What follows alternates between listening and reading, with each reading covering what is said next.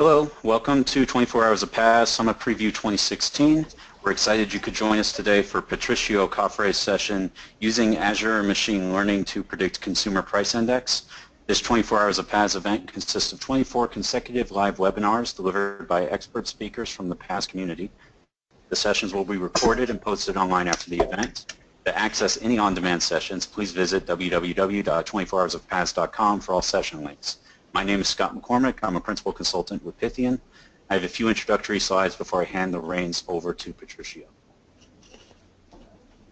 If you require technical assistance, please type your question into the question pane located on the right side of your screen and someone will assist you. This question pane is also where you may ask your questions throughout the presentation. Feel free to enter your questions at any time, and once we get to the Q&A portion of the session, I'll read your questions aloud to the speaker. You're able to zoom in on the presentation content by using the Zoom button located on the top of the presentation window. Please note that there will be a short evaluation at the end of the session. Your feedback is important to us, so please take a moment to complete it. It will appear in your web browser. I'd like to take a moment to thank our presenting sponsors, Microsoft, Idera, and Attunity. In addition, I'd also like to thank the supporting sponsors for this event, Hewlett-Packard Enterprise and SQL Century. The staging of 24 Hours of PaaS would not be possible without their generous support, and they are the reason this event is available free of charge. Make sure you explore everything else PaaS has on offer for our data professionals. You can join local user groups around the world, special interest groups, find free online resources through our Learning Center, and read up on the latest community news in the Connector newsletter.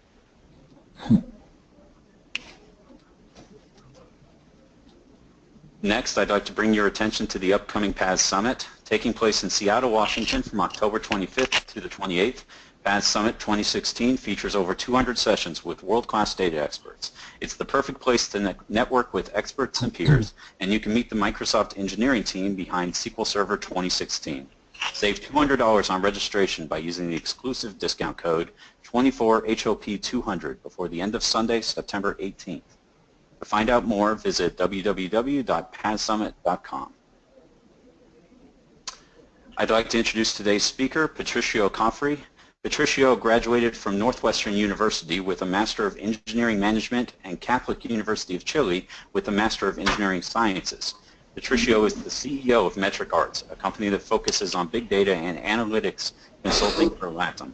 Patricio is also a lecturer at several universities in LATAM. So Patricio, please take it away.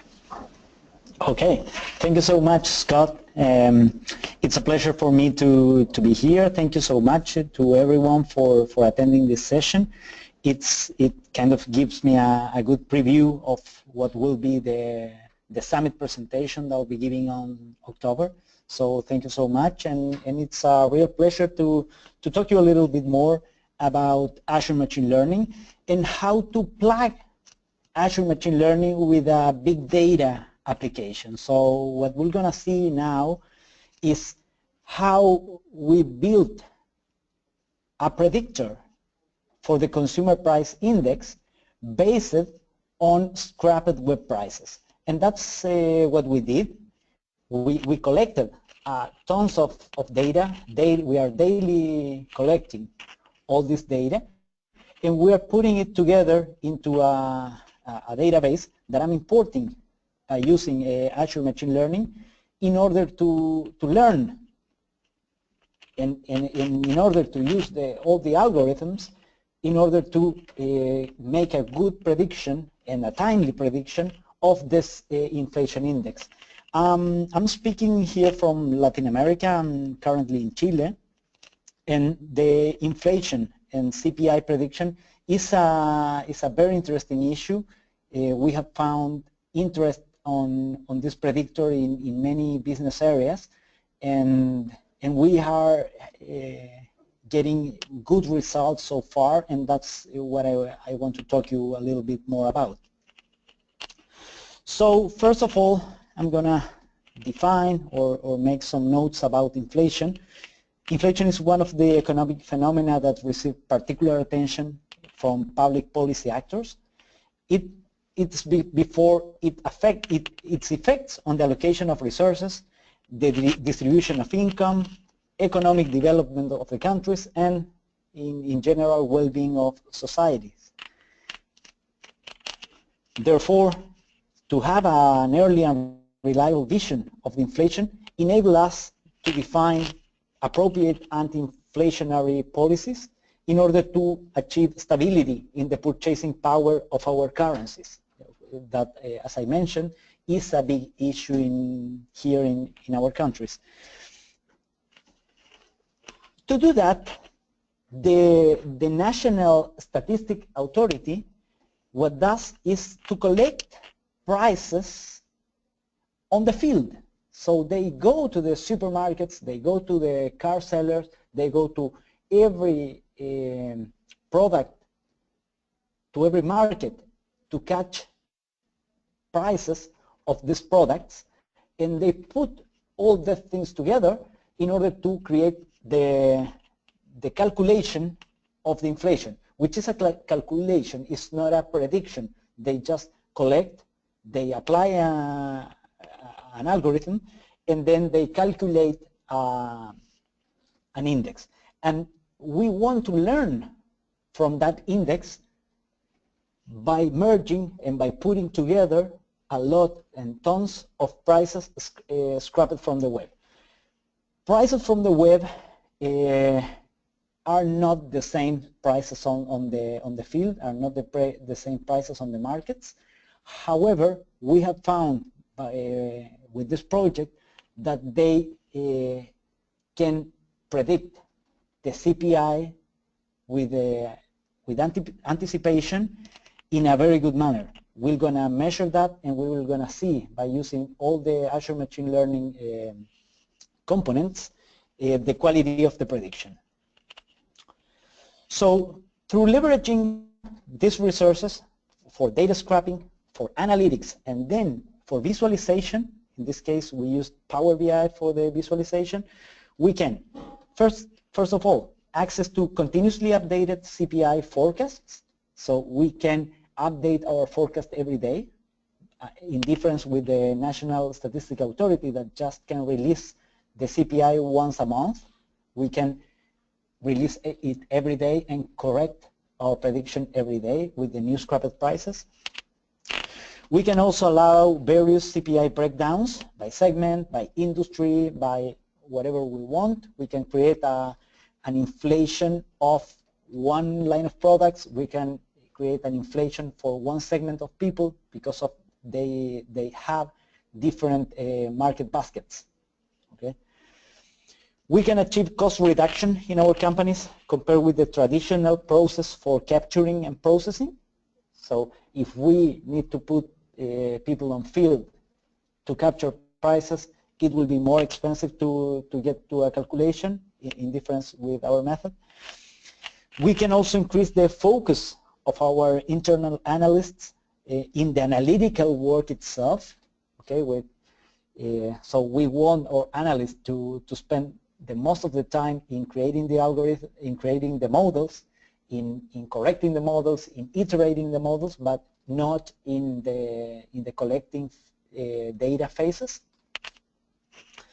And we also can achieve increased quality and relevance of the information, which allows our decision makers to have greater confidence in the indicators and predictions when making decisions. Okay, so if we can, with this tool, have an exhaustive collection of data, we will probably get a better indicator than just methods that run through sampling product prices. So we're going to take an exhaustive method, and we can, and with this, we can make better quality predictions. Okay, so I'm going to go through the general analytical process. This is a required step in order to understand how we're going to put the Azure machine learning blocks in order. This is a general analytical process. It works for every prediction that we want to do, and that's why I'm going to explain you in a very general mode how it works. And then we're going to jump to Azure Machine Learning, and we're going to see how these phases, these steps are represented in Azure Machine Learning, which follows almost an identical method that they call the Microsoft Data Science, method, and we're going to see how this translates to blocks in Azure Machine Learning. So all the story starts from the column on your left, and everything starts with a mining algorithm. The mining algorithms, fortunately, are already programmed, and we can find them in several statistical packages. Okay, so in the case of, for example, in SQL Server, we have the analysis services, which brings us like 4 or 5 or 6 algorithms, and we can work with them. So we don't need to work on them. We don't need to program them. They are already programmed, and we just have to use it. The same happened here in Azure Machine Learning, where we have like 40 or 50 algorithms available, already programmed, that we just need to parameterize and train. Also, Azure Machine Learning offers the ability to extend the reach of the programmed algorithms. If you want to plug a new one, you can do it by using R code or Python code. Okay. Okay, so we're gonna focus on the case that we're gonna just use one of these algorithms. And if we can collect and we can create a training data set, and a training data set means all the prices that we can collect, put it all together, and reserving the last column to put the real CPI of that month, the real CPI calculated by the National Statistical Authority, we can, through a data mining engine, which in our case is Azure Machine Learning, we can create our mining model. So at this step, the model is created, and the model is created by you, and is created with your data. So it becomes from a mining algorithm to a mining model with the ability to predict something that you choose, and that in that case is the CPI. Okay, so we're going to talk of a model when it's something that already is able to predict a behavior that is interesting for you. When we have a mining model, we have the ability to put this model in front of new input data, which is probably prices that I'm collecting today, right now. And if we can build the new data set where we don't know the final CPI, we're just going to know the final CPI at the end of the month when the national authority release the real CPI, but we can put all the things together, the model, the new data, and by using the data mining engine, we will have our data set with a new column, and this new column will be the prediction of CPI. Okay, so in this stage, we're going to use the data mining engine, as I showed, but in one of the interesting features of Azure Machine Learning is that all the models that we create can be very easily exposed in web services that takes the required input data, which in our case will be the prices of different products that we choose, and it will give us, it will return the CPI prediction, right? So this is a very interesting that not all the data mining software can give, is to easily create the web service with the required endpoints in order to use it in our apps, in our webs, and whatever we want. So in order to create the model, the first step is to build an analytical database, okay, in which we're going to put the CPI in the middle, which is the variable or the behavior we want to predict, and we're going to collect all the prices we can that can eventually be good predictors of the CPI by by being combined all together by using a mining algorithm. So if we are able to create a data set, and let's say that the data set can have 400 variables with different prices put it in different time frames. Like if you see the example in the table up and right, you'll see the price of the product 1 in time less one day, or the same product but 2 days ago. And then ... because we will have probably 400 and if possible 800 variables. There's no limit on that. But the last column, as I said, is reserved for the CPI, for the actual CPI calculated by the authority.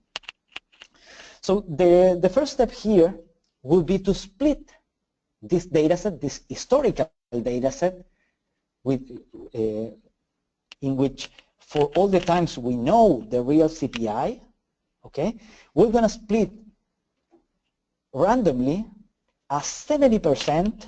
It can be a little different, but it's a good heuristic to split a 70 random percent and put it in a data set that we're going to call the training data. And we're going to reserve the other 30% as a validation data. Okay? Why we do that? Because we want to train an algorithm, we want to train a model, and we want the model to capture the most pattern it can, that can then be good predictors of new cases, not the same ones with the ones the model was created. So by having a validation data set, we can, once the model is already trained, we can for 1 second forget that in this validation data we have the actual CPI. We can forget for a second that we have that. We can run the model trained with the training data, with the validation data, but without this last column, and then we can compare the prediction with the actual data. And that's how we measure how good the algorithm is, or how good the model is. There's a third data set, which we call the new data, that in that case is, as you see, 2016-09, which is the current month, or if we want to put a daily basis, we can put the day, okay, and collect the same data set, the same attributes. But in that case, we do not know the CPI, and we will just know it at the end of the month. Okay, so in that case, we can run the model trained by using the training data and the validation data, and to have a real prediction that we will only be able to measure at the end of the month. So, as I mentioned, by using the training data, we can create a model, let's say a polynomial or whatever other form. We can we need to use the validation data in order to validate that the model that was created is okay, is making good prediction, is not overfitted, and a lot of other checklists that we need to do. And if the model can generate well, we can put the new data in front of this algorithm and in front of this model, and to have our prediction, our real prediction of the CPI. Okay?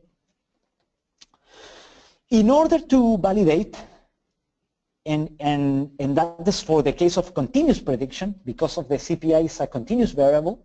It's not the case of fraud prediction or churn prediction, where we have a category. Our output is a category if the customer made a fraud or the customer churned from the company.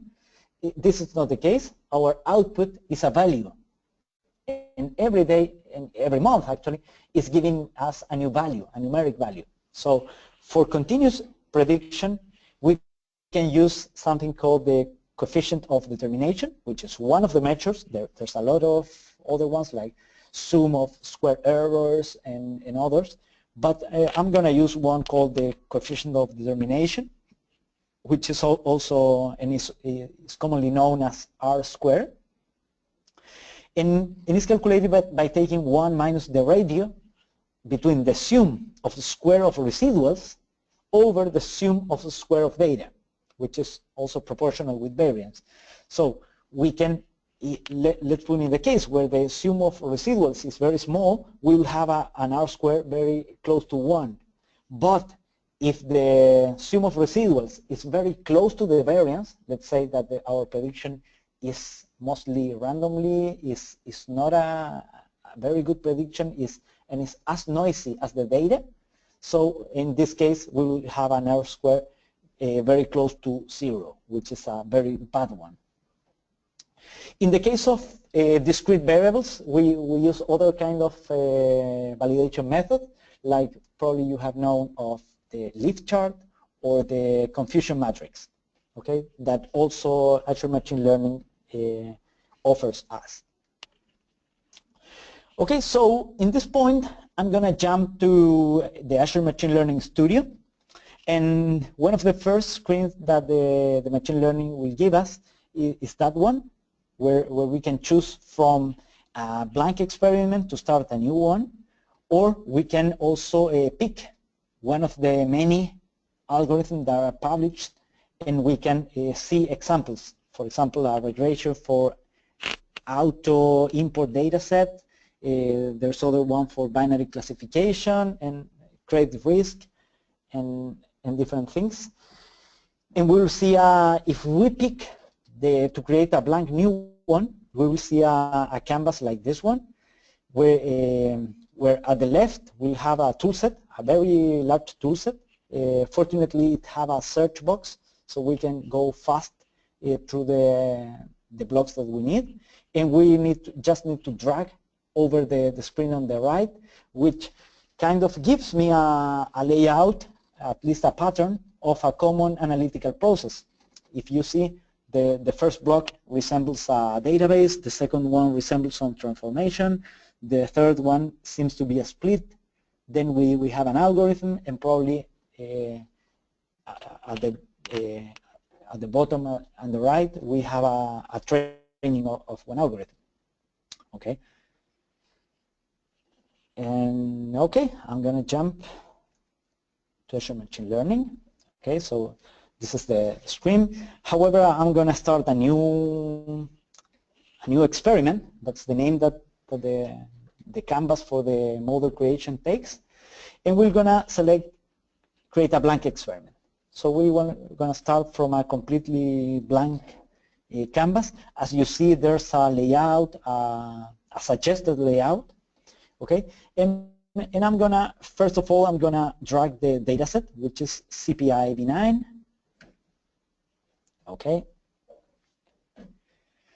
and even before start creating all the experiment, I can click on the output of CPI-V9, which is my data set, and click Visualize. And what it will run on behind is all the exploratory analysis, all the statistical initial analysis that we need to do. It's very important to do in order to check the quality of the variables, in order to check the correlation of some variables, and fortunately, and also to take mean differences and all that things.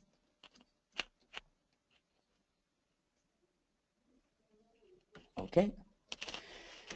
So as you see, you can pick any of the variables. The first column is just the first two columns are just the date of collection, and then we will pick many prices. Every column is the price of one product. So as you see, you can see the distribution of this product, which is 1120. I don't remember what product specifically is. They are all wines. I just took the wine category, so I'm gonna make predictions of the wine inflation, and this is probably one SKU of wine and collected every day. All the days we are collecting, and we are seeing minor difference in the price. That's how the distribution look like. Let's see this column on the right. Very R style, if you see. That's how Microsoft is working. Now is integrating a lot with R. And one neat feature is that we can also compare. And the most interesting feature is to compare with the CPI, with the actual CPI. So we can see a cloud here probably doesn't say too much with this variable alone. So only by using this variable probably we will not be able to create a very good model. There's a kind of a trend line, however, it's not strictly. We can also switch to any other variables and to check if that one correlates better with the CPI. It's not the case. So this is probably the common case. None of the variables is a good prediction of the CPI itself, but putting all together, we probably can make a good predictor.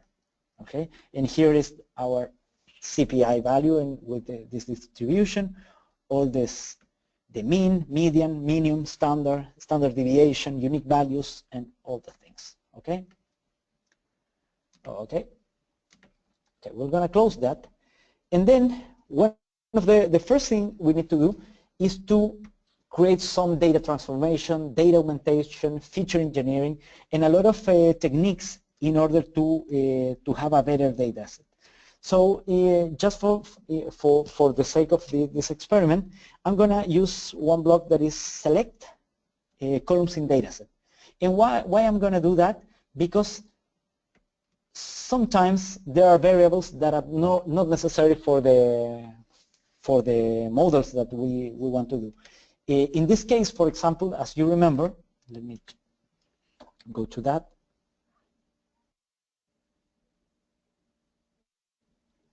There's a variable for the date, and we don't want our algorithm to depend on the date because it will create rules that will not repeat anymore. I don't want a rule that says that if it is February 1st, 2015, then CPI is something. We don't want to use that variable. So what I'm going to do is, by using the select columns, I'm going to filter that variable. Okay, so if we click here, there's an interesting column selector here. So I'm going to launch the column selector. And one interesting feature is that one, where I begin with all columns, and I'm just going to exclude the date column, fecha in Spanish. Okay, so by passing through this block, all variables will pass except for the date variable. Okay. Then the second stage will be to remove missing values. Something that we have to do always. Okay. So what we're gonna do is where it finds missing values, I'm gonna place a replacement value. I don't want to use 0 because there are prices that are close to 0, and I don't want the algorithm to think that a 0 is something similar to 1, similar to 2. So what I used to do is to put -100. So by doing that, I give the algorithm the ability to find a space and to realize that -100 is something very different to the positive values. Okay, it's just to give the model a hint, or give to the algorithm a hint of, hey, that this is something strange. Consider it that way. Then, as we see before, we need to make the split, and this is a crucial part on creating a model, because that's what give the model the ability to be able to predict in new cases. If we don't do that, we can commit the error of creating algorithms that are overtrained, and overtrained means that works good only for data very, very, very similar to the training data. And we want our algorithms to predict well, even if it's not strictly close to the training cases. Okay. In the split data, as I mentioned, we used to take 70% here at the right, 70% for the training dataset, and the other 30% will go out through this second output. So for the first output, we'll have the 70%, and for the second output, we'll have the 30%. This is a randomized split, which is something necessary, and we can also put a random seed if we want to replicate our experiment later. Okay, I'm gonna put whatever I want. And now that we have the 70%, we need to train the model. First of all, we're gonna choose a model. We need, in that case, to check for the regression algorithms. We cannot work with a classification algorithm that we use them when we have a discrete variable on the output. In this case, we have a continuous variable on the output, which is the CPI. So I'm going to use the boost decision tree regression, for example. Okay, we can use whichever we want from this list in the regression side, not in the classification. It will create an error. And then we have to train this model, train this algorithm. Train model. Okay. So we plug in the first input what algorithm we want to train and with which data. And as I mentioned, we're going to train with the training data set, which is the first 30%. When we have that, the next step is to score the model. And we're going to score the model by using the trained model. Now is our model, is our predictor, but by using the validation dataset. I don't want to score with the same dataset that I created the model, with the one that I trained the model. And finally, we're going to use a block called evaluate model. And the evaluate model allows us to make the calculations of the quality of the prediction. In our case, the coefficient of determination, which is the one that I choose in order to measure the quality of the model. Okay, if you see, there's a warning here, and what it tells is that up to this point we have never said what we want to predict. Up to this point, the experiment doesn't know if I want to predict one price, if I want to predict the date, if I want to predict CPI. So I need to tell the training block which column we want to predict. And in our case, the column is called value, okay, which is the CPI. Okay, so in this point, we are able to run the experiment. We're going to do that.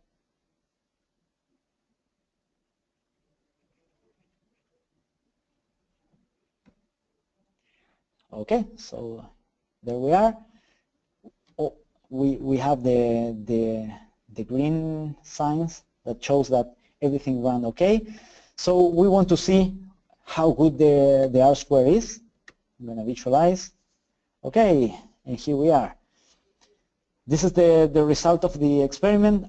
As you see, the error is mainly in the left side, which is something good, that no error is, or most of the errors are lower than 0.1, which is something good. And we can also see that it's a good prediction because we have a coefficient of determination of 98.8. Okay, I'm going to copy this value.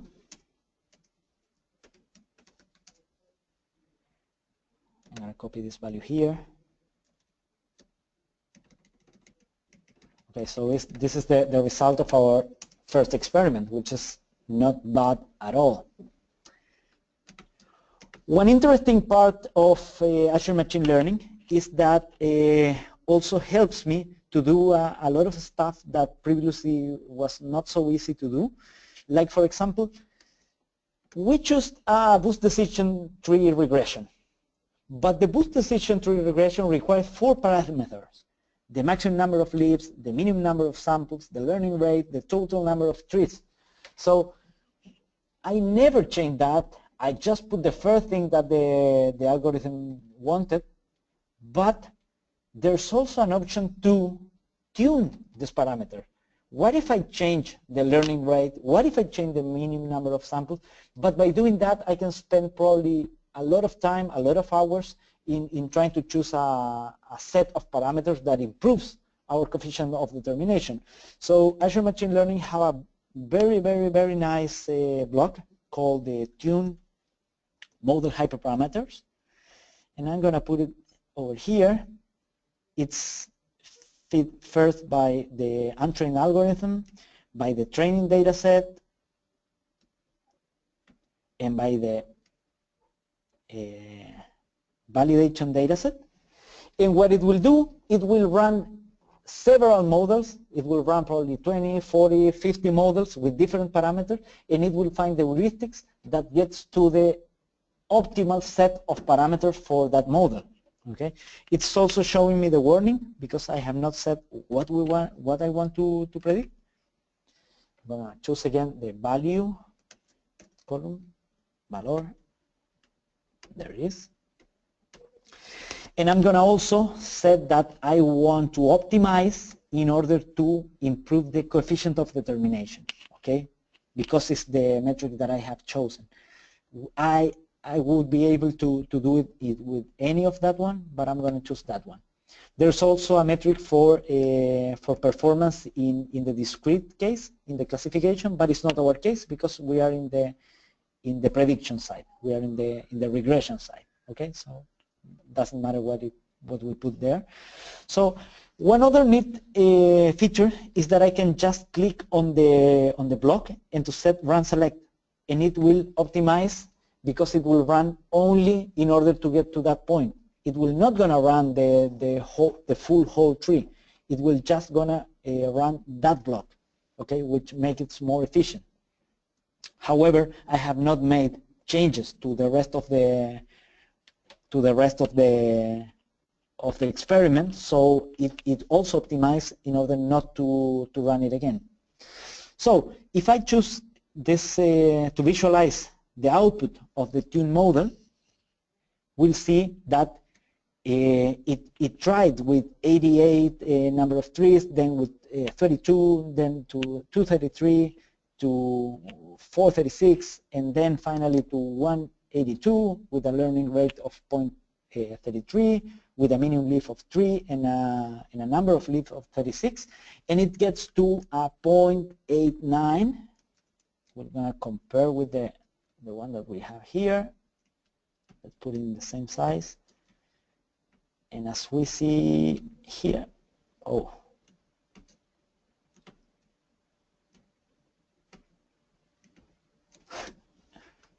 okay, there it is.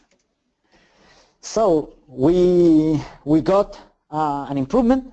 It's not a huge one, however, it improved our coefficient of determination by tuning the parameters. So the new set of parameters is 182, 0.33, 7 and 36. So 188, 7 and 36.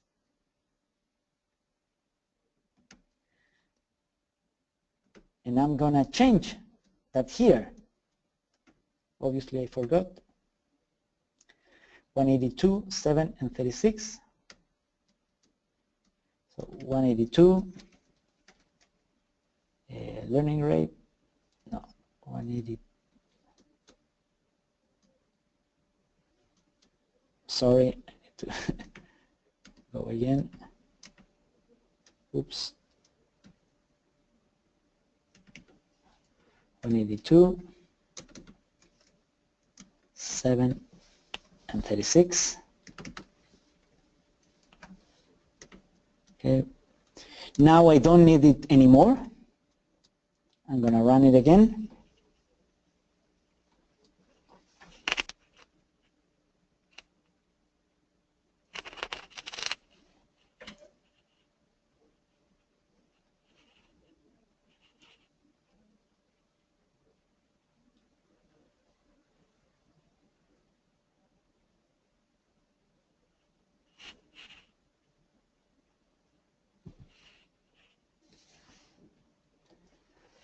And we're just going to check that the coefficient of determination is good enough.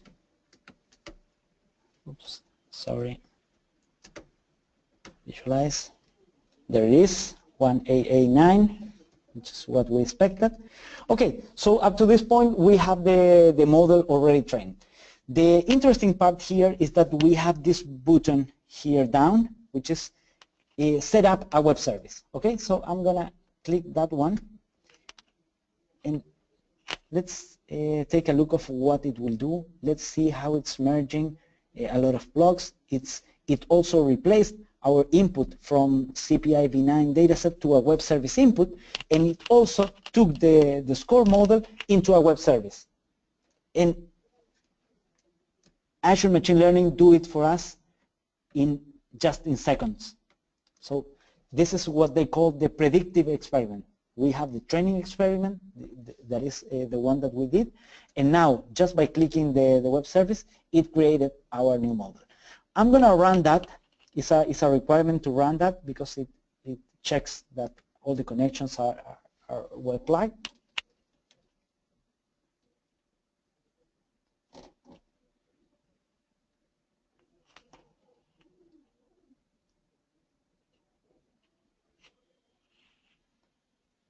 It's just checking that everything is okay. And now we can deploy the web service. We can publish that web service in order to be available in Azure, so we can exploit it in several ways. So I'm going to deploy, and it's creating the endpoints. It's creating a landing page for the web service. We have the API key. We have some documentation for example, for the batch execution of the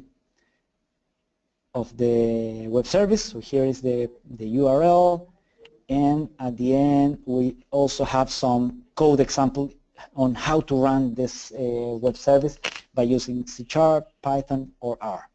Okay.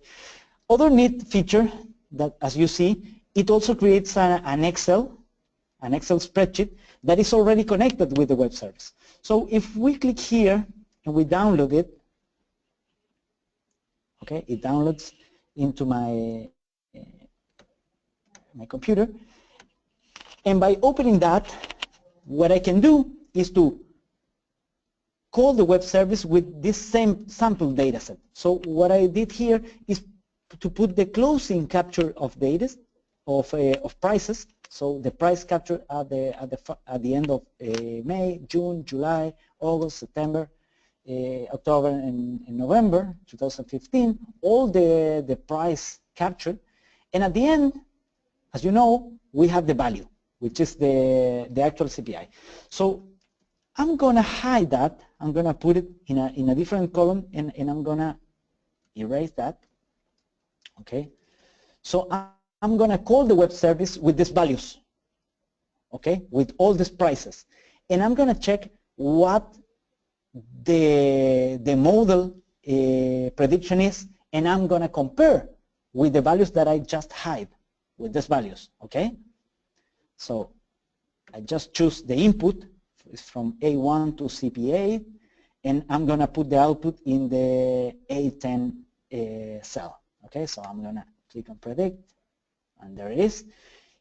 By default, the algorithm returns the same data set, but also with a new column called the scored labels. Okay, so now I'm going to put the things together. Let's say the real value, the predicted value, and I'm going to plot it together to see how the model is predicting. And as you see, we have a real value in the orange line. We have a predicted value in the blue one, and as we see, the model is capturing pretty good the variations on the CPI. At least the direction of variation is always well captured. The amount is not always being captured. Actually, in the first months, it's kind of better because of all this model was trained with data up to April 2015. So these are all pure prediction values. Okay, so in the first month, it tends to predict a little better, and then it escapes a little. However, it's a very, very, very, very good result. okay? So I'm gonna go back to the presentation. Let's see. Okay, some model improvements. So up to this point, we have a good predictor. We got to a very good R-squared, a very good coefficient of determination. However, there's a lot more that we can do. We can do feature engineering. We didn't do so much of that. And R is a very good language for that. We can create new synthetic variables by using R, just by copying and pasting R code. We can have a much better data set by augmenting the current data set with new calculated variables like square, like logarithms, like different lags of the values, which are very good to improve the model value. We can compare models. In this case, we only use the boost decision tree regression. However, we can also try with a neural network. We can also try with a logistic regression and all of that in order to see which model works better. We just tried one. There's a test, a very interesting test called the feature importance test, which helps us to determine which of the prices that we are capturing are actually good predictors of the CPI. So we can build much better models if our models use the less variables they can. Much better algorithm is if it use less variables to predict. This is something pretty used in data science.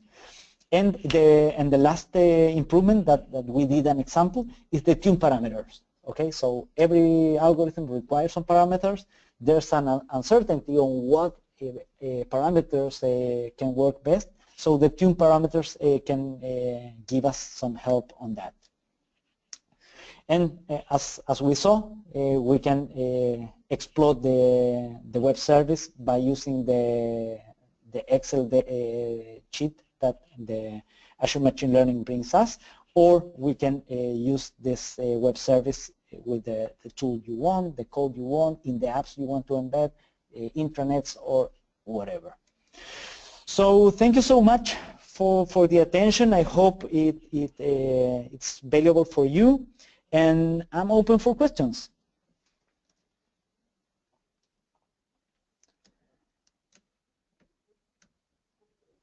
Okay, so Scott, are you here? Yep, hello. We're just waiting. Anybody guys, if you have questions, just type them into the questions box underneath the WebEx little thing there. We'll give it a couple minutes to see if give people time to type. Excellent. And, thank you.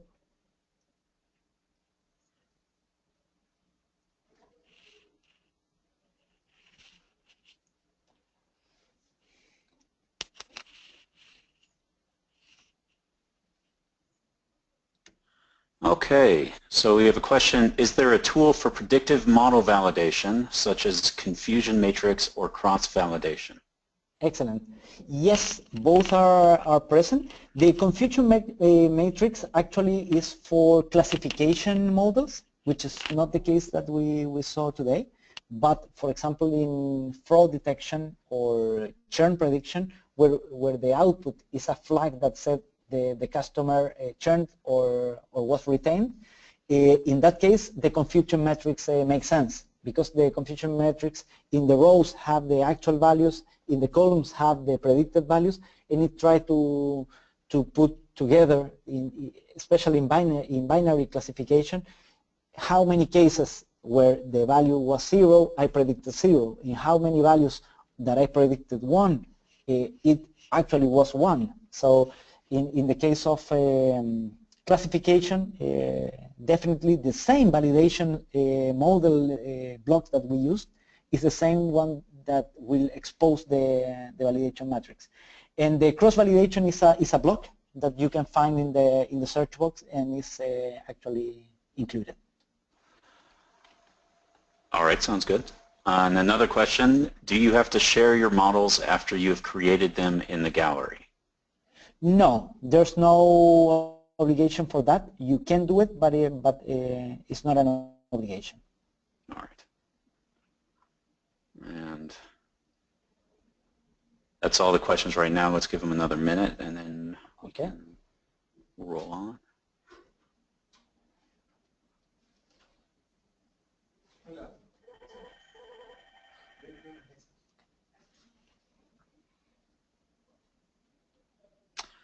And here's another question. What type of NN are supported?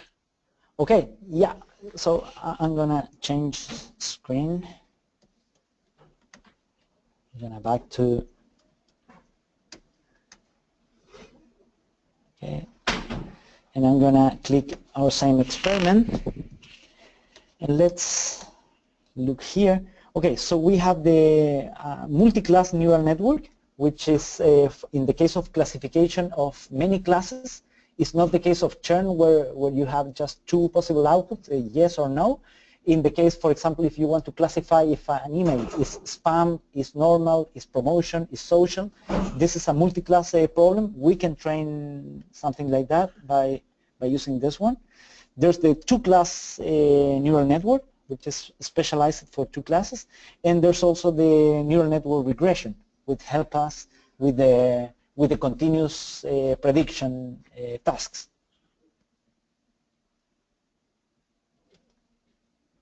Okay.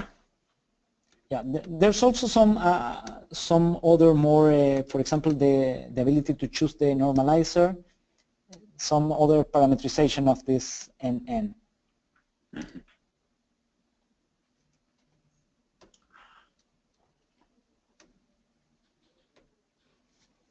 All right, I think that, yeah, I think that might be the end of all of our questions for now, at least. They have your email address, so if anybody has any follow-ups, I assume they can email you. So, sure, for sure. Sure, great. If you could just bring up the closing slides, and we'll read through those real quick. The next 3 slides. Oh, yeah, right. All right, so make sure to stay tuned for our next session, Create a Power BI Solution in One Day with Marco Russo. And thank you for attending. So actually, there's nothing left. So thanks a lot, guys. Thank you. Bye. Thank you.